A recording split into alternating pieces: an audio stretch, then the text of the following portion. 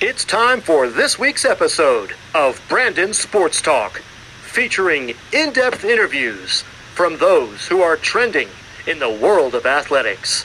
And now, here's the host of Brandon Sports Talk, Brandon Pate.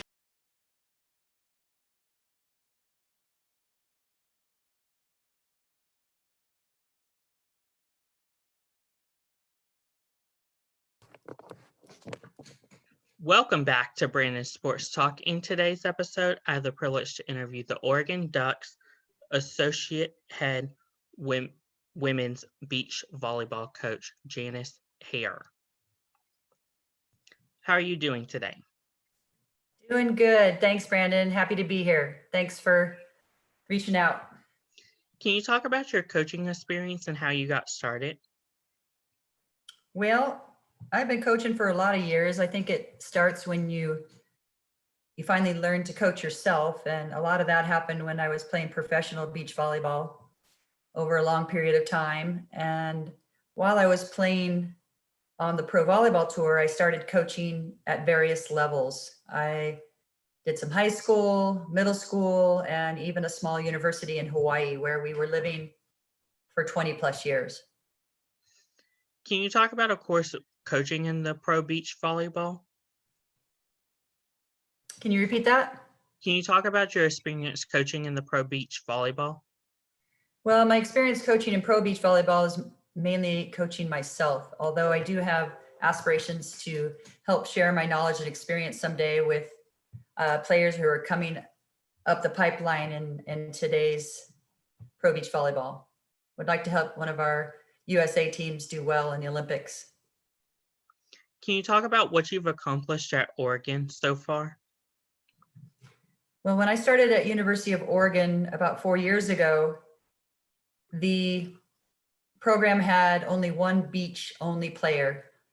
The bulk of the team was made up from the indoor team, and it was kind of an extension of the University of Oregon's indoor women's team. And not necessarily having willing participants at every level. They put together a team with at least 10 players to be able to play in dual matches, and kind of did their best for a short period of time playing the beach, which, I think that the coaching staff at University of Oregon saw the value of getting their players on the sand and helping to diversify their abilities and their portfolio as a player. However, there's some obstacles to running a full-fledged beach program, especially in a climate that's not always the most conducive. So 4 years ago, we had one beach only, then we went to 6, then to 8. And this year, I'm proud to say that we have 16 beach only players. That's pretty impressive. Can you talk about, of course, the difference between the beach volleyball and indoor volleyball? Well, the basic skills are the same. They just need a little bit of adaptability and flexibility when you come on the sand. When you're dealing with the outside elements such as sun, wind, rain, maybe even snow, you have to be able to make some adjustments on how you deliver the ball. You only have 2 people on the court versus 6, and you need to be well versed in all the skills. So you need to be able to pass, set, hit, block, defend, whatever it might be. I think if you have some strengths and weaknesses, you want to maximize the strengths and minimize the weaknesses. And there's ways to do that even in doubles. So being wise and setting up your strategies and tactics, both offensively and defensively, is super important. Just making some adjustments in those categories can make a team way more successful. Can you talk about, of course, how your professional beach volleyball career has helped you to become the coach that you are now? Well, I think playing so many years as a professional develops a lot of strengths, both mentally and physically. I'm probably kind of an undersized outside type hitter from back in the day that just fell in love with the beach game because I love touching the ball. So in doubles, you get to touch it most of the time, every other time. And I loved having more control. So in two-man, it's a lot easier to put your heads together. And so when I played professionally, I think one of my greatest strengths was being a resource manager, which I just touched on in my last question, that learning how to maximize what you got and minimize what you don't got. So playing so many matches over, a 15-year span as a professional, playing with so many different players, so many different environments, just having the ability to grow as a player, being willing to learn, expanding your volleyball IQ, and learning to manage the game. I think that's, so important at any level of volleyball, whether it's indoors or beach, game management and development as a player. What was it like playing with the AVP volleyball and being inducted into the Beach Volleyball Hall of Fame? It was a great experience. I loved every minute, and I have no regrets, and feel like my career was so full and rewarding at so many different levels. And I still love the game. So my claim to fame is not so much the Hall of Fame, it's that I still love this game. And that's what I really want to transfer to the players that I coach, that it's about development of the whole person. It's about loving the game and enjoying the journey, not fearing the outcome. So I think if the question of the AVP, when I started my career, we played alongside the men on the AVP. And then after a period of time, we broke away. The women, we created a league of our own with the Women's Pro Beach Volleyball Association, the WPVA.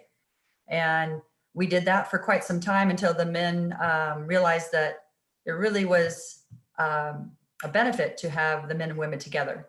And both offer a beauty to the sport, power, finesse. And coming back to the AVP at the end of my career, kind of took it full circle. So starting out on the AVP, starting a league of our own, the women standing up and trying to build the future of women's pro beach volleyball, and then coming back and rejoining with the men and having collaboration there. Who are some of the teams that Oregon faces in their conference for beach volleyball?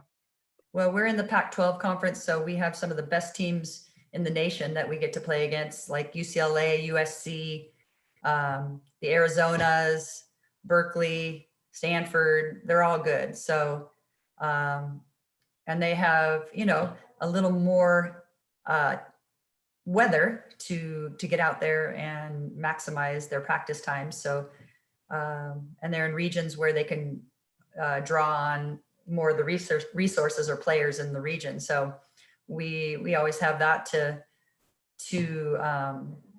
compete against, and we love it. And my philosophy is that we build a strong foundation as a program, the core of our community, and we keep taking little steps forward, one step at a time as a program. What is the recruitment process like at Oregon for beach volleyball?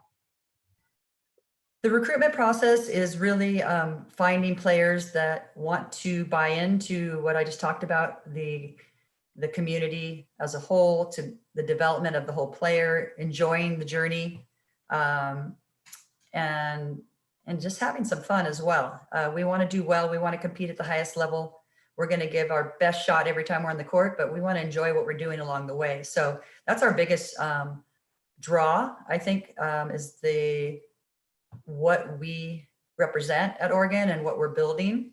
The University of Oregon is a very strong university academically, and being part of the Pac-12 conference is a very strong draw. So that's what we offer when we are recruiting players. What advice would you have upcoming high school athletes that are looking to play college beach volleyball? Well, advice I give to recruits when I am talking to them is I really want the best fit for each individual, and I treat them like they would be my own daughter. And I really try to encourage them to narrow their focus and find what is realistic and create a spreadsheet of their top 5 schools, which will include their top 5 values, and compare them against each of those 5 schools, creating a fairly good spreadsheet of probably 7 to 10 values, including things like the university, the location, the beach volleyball program, the beach volleyball community at that school, the coaching staff. So I will ask players to take a look and analyze us and compare us against other schools so they can really make a clear decision about where they want to go.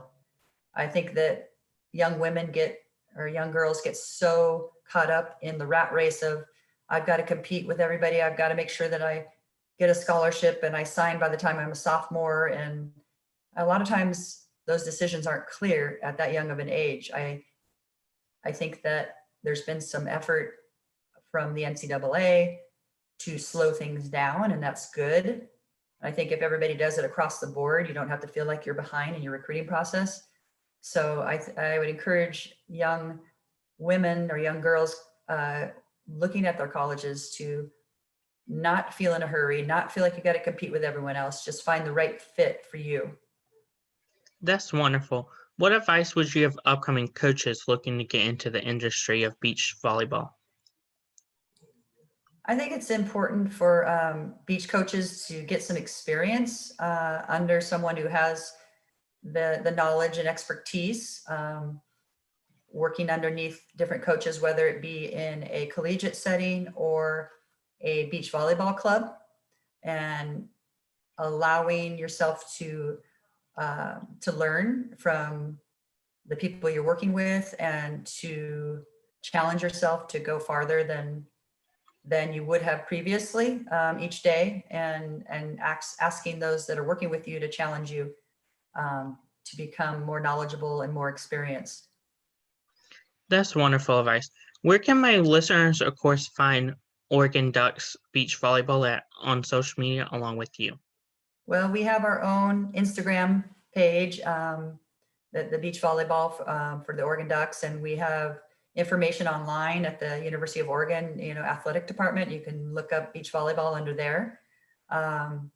So we'd love to have people come and visit our Instagram page or send us a message online. They can contact me personally on my email, jharrer5@uoregon.edu. We'd love to hear from anybody out there who's interested in University of Oregon. Thank you again, Jan, for your interview, and best of luck in your future with Oregon. Oh, I appreciate you taking the time to interview me, Brandon, and the best to you, and God bless you. Thank you. Bye-bye. You can find Brandon Sports Talk on Facebook at Brandon Sports Talk, Instagram at Brandon Sports Talk, Twitter at @talk_Brandon, and you can find me on YouTube at Brandon Sports Talk. Don't forget to like, comment, and subscribe. Thank you again, Jan, for your interview, and best of luck. Go Ducks!